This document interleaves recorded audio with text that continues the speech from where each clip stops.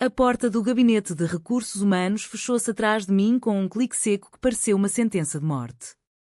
Ana, a empresa não pode mais tolerar o impacto negativo que a sua vida pessoal está a causar na nossa imagem junto aos clientes conservadores do Norte, disse o diretor sem rodeios, enquanto os papéis da minha demissão repousavam sobre a mesa como uma traição calculada. Eu, Ana Silva, diretora de marketing da maior exportadora de vinhos de Portugal, com 10 anos de resultados impecáveis e contratos fechados em 4 continentes, fiquei imóvel, o coração a martelar contra as costelas. Os rumores sobre a minha relação com Isabel tinham chegado aos ouvidos errados. Alguém nos vira num café discreto em Lisboa ou talvez uma mensagem tivesse escapado. A empresa, com raízes profundas em famílias tradicionais do Douro, não podia arriscar perder clientes que ainda viam a homossexualidade como algo incompatível com a honra portuguesa. Saí do edifício em Alfama com as pernas a tremer, o sol de fim de tarde a bater-me no rosto como uma acusação. O telemóvel não parava de vibrar, chamadas da minha mãe em Coimbra, mensagens de colegas que fingiam solidariedade mas já se afastavam. Em casa, sozinha no pequeno apartamento com vista para o Tejo, abri o computador e vi a notícia já nos sites de fofocas, executiva de topo demitida por orientação sexual incompatível com a imagem da empresa. Liguei imediatamente ao Dr. Miguel Santos, meu advogado e amigo de faculdade. Ana, isto é discriminação pura e dura, disse ele com voz firme. Vamos processar. O tribunal vai obrigar a reintegração imediata e uma indemnização pesada e podemos pedir que a sentença seja lida em direto perante a imprensa para que o país inteiro veja. Enquanto ele falava de justiça, eu pensava na minha família, pai reformado juiz, mãe dona de casa devota, irmão mais velho médico em Porto, todos católicos praticantes que ainda iam à missa dominical na Sé Velha de Coimbra. Como explicar que a filha perfeita, o orgulho da família, amava uma mulher? Isabel ligou nessa mesma noite, a voz trêmula de medo. Ana, talvez seja melhor pararmos por agora, a minha carreira também está em jogo. Foi o primeiro golpe, o medo a corroer o que tínhamos construído em 3 anos de encontros escondidos. Mas eu não ia recuar. No dia seguinte, marquei reunião com o advogado e decidi lutar. O processo começou. A empresa contra-atacou com uma campanha interna de preservação da imagem. Eu, entretanto, voltava a Coimbra para enfrentar o primeiro confronto familiar. A minha mãe abriu a porta com os olhos inchados de choro. Filha, diz-me que é mentira. A nossa família não sobrevive a isto. O pai, sentado na sala de estar com o jornal na mão, não levantou os olhos. A honra, Ana. A honra é tudo o que temos. O irmão telefonou mais tarde, pensa bem antes de levar isto a tribunal. O escândalo vai destruir-nos a todos. Eu ouvia, mas dentro de mim uma voz gritava que já não podia viver mentir. O processo avançava, os jornais começavam a especular. A pressão aumentava, mas eu sentia, pela primeira vez em anos, que estava a escolher-me a mim. A viagem de comboio de Lisboa a Coimbra pareceu mais longa do que nunca. Sentada junto à janela, via as vinhas do Douro passar como flashes de uma vida que já não me pertencia. Cheguei à casa dos meus pais ao fim da tarde. A mãe preparara o jantar como se nada tivesse acontecido, bacalhau à Brás, o prato de sempre, mas o silêncio à mesa era sufocante. Quando finalmente falei, a voz saiu-me rouca. Mãe, pai, é verdade. Eu amo uma mulher. Chama-se Isabel e não é uma fase. O pai pousou o garfo com força. Tu estás a destruir tudo o que construímos. O nome da família, o respeito dos vizinhos, a igreja, tudo. A mãe chorava baixinho, as mãos a tremer. Ana, pensa no teu irmão. Ele é médico, tem pacientes conservadores. Como vamos olhar para as pessoas na missa? Eu tentava explicar que o amor não era escolha, que esconder-me durante anos me estava a matar por dentro, mas as palavras batiam contra um muro de tradição. Nessa noite, no quarto de infância, recebi uma mensagem de Isabel. Ana, a empresa onde trabalho também começou a fazer perguntas. Talvez devêssemos negar tudo publicamente, só até o processo acabar. O medo dela cortou-me como uma faca. No dia seguinte, o advogado ligou. O tribunal marcara a primeira audiência para dentro de 2 semanas e aceitar o pedido de publicidade da sentença. A notícia correu como fogo. Ex-executiva processa empresa por discriminação sexual. Os meus antigos colegas começaram a evitar-me nas redes sociais. Um deles, um diretor comercial com quem eu trabalhara há anos, enviou uma mensagem privada: Ana, por favor, retire o processo. Os clientes estão a cancelar contratos por causa disto. Eu respondi apenas com silêncio. Em Coimbra, o irmão veio de Porto para uma conversa de família. Sentados na sala, ele falou com voz de quem dá um diagnóstico grave. Ana, se ganhares, a empresa vai readmitir-te, mas a nossa família vai perder tudo. Os nossos amigos, a paróquia, até o clube de golfe do pai. Pensa bem. Eu olhei para ele e perguntei, e se eu perder a mim própria? Vale a pena? Ele não respondeu. Isabel veio visitar-me em segredo nesse fim de semana. Encontrámo-nos num pequeno hotel à beira-rio. O abraço foi longo, desesperado, mas os olhos dela traíam o pânico. Ana, eu amo-te, mas não sei se consigo enfrentar o mundo inteiro. Eu senti o chão a fugir. O processo continuava, os advogados da empresa tentavam provar que a demissão fora por razões de desempenho. Mentiras. Eu tinha relatórios de excelência. A pressão psicológica era brutal, noites sem dormir, ataques de ansiedade, a sensação constante de estar a trair ou a ser traída. Mas algo dentro de mim endurecia. Eu não ia voltar atrás. A audiência aproximava-se e com ela o momento em que teria de decidir até onde estava disposta a ir. A sala de audiências do Tribunal de Lisboa estava lotada de jornalistas quando entrei pela primeira vez. O flash das máquinas fotográficas cegava-me. O juiz leu os autos e eu senti o peso de todos os olhares. A empresa apresentara testemunhas que juravam que a minha vida privada afetava o ambiente de trabalho.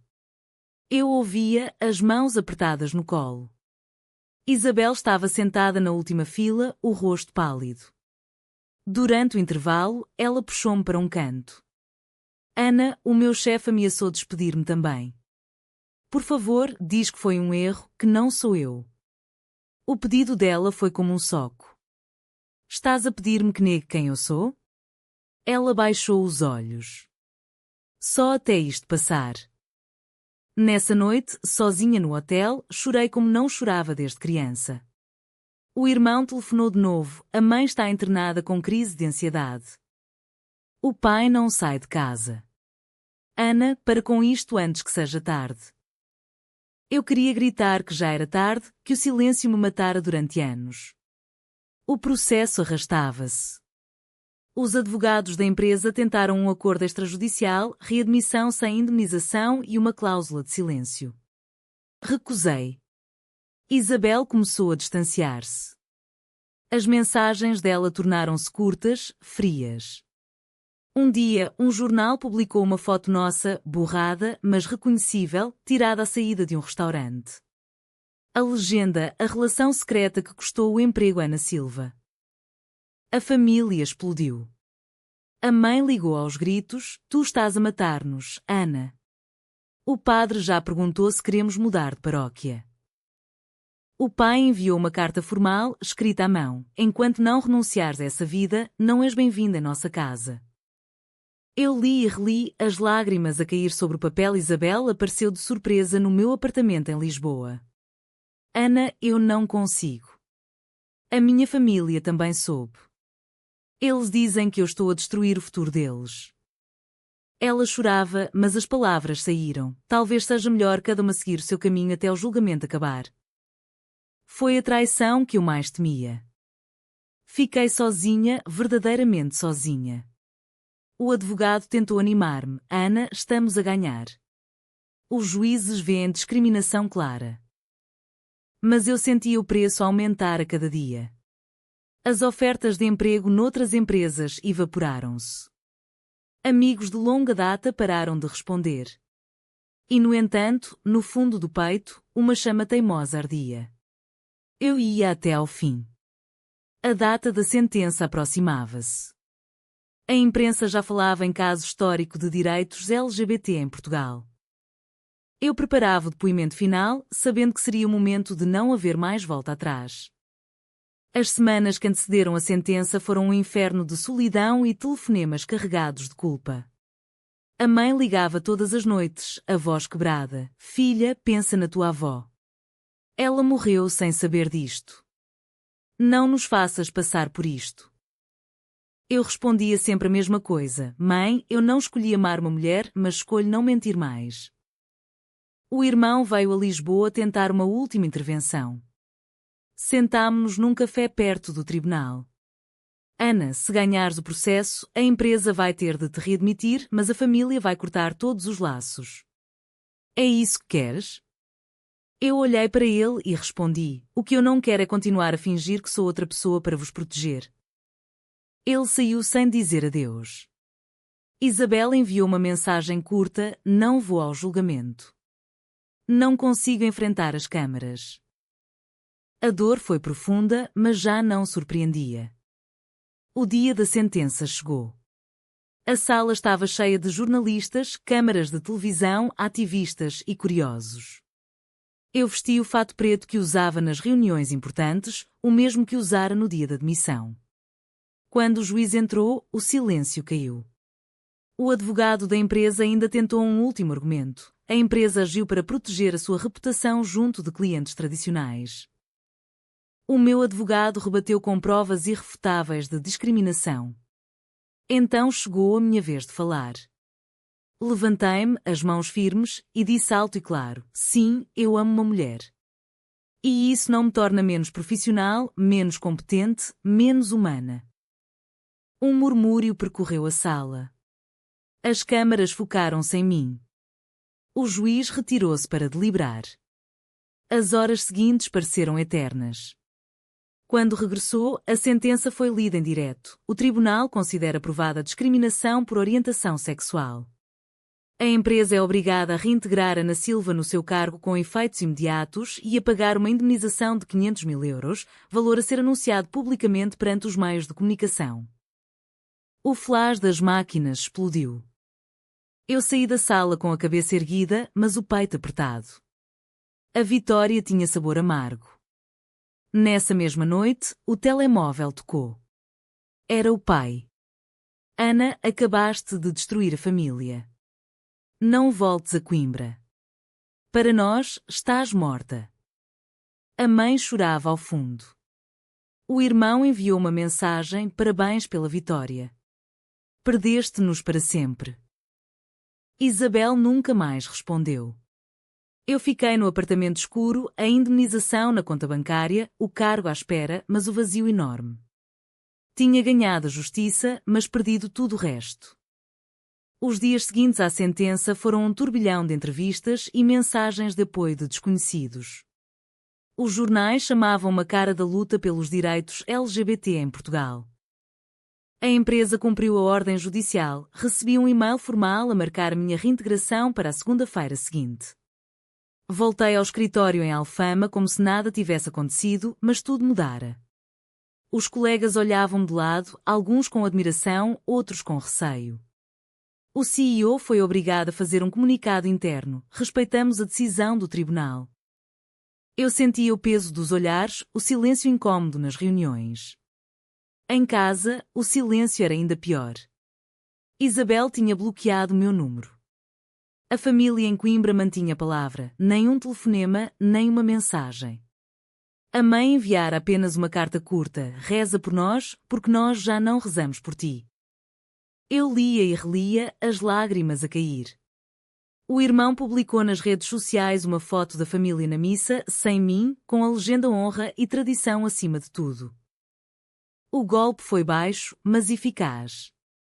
A minha carreira, embora salva, estava ferida. Alguns clientes antigos cancelaram contratos por incompatibilidade de valores. Outros mantiveram-se, mas com olhares estranhos. Eu trabalhava mais do que nunca, como se o trabalho pudesse preencher o buraco que se abrira dentro de mim.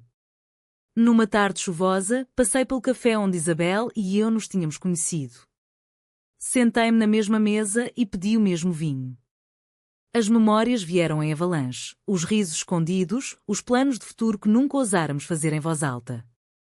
Agora tudo isso era cinzas.